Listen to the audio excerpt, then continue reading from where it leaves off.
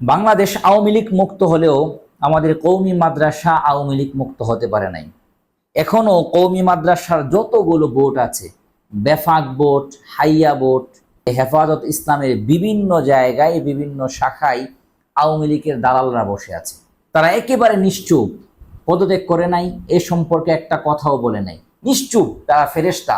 অথচ এই ব্যক্তিগুলোই গত 15 বছর সরকারের বিভিন্ন রকম এজেন্ডা বাস্তবায়ন করার জন্য তারা প্রাণপণ চেষ্টা করেছে। এদের মাধ্যমে সরকার বিভিন্ন রকম স্বার্থ হাসিল করেছেন। আমরা কিন্তু আপনাদেরকে চিনি। একজন কওমি মাদ্রাসার সন্তান হিসেবে বলছি, আপনারা আপনাদের জায়গা থেকে সসম্মানের সাথে চলে যান। যদি আপনারা আপনাদের জায়গা থেকে চলে না যান, তাহলে আমাদের কওমি সন্তানরা আবার জেগে উঠবে।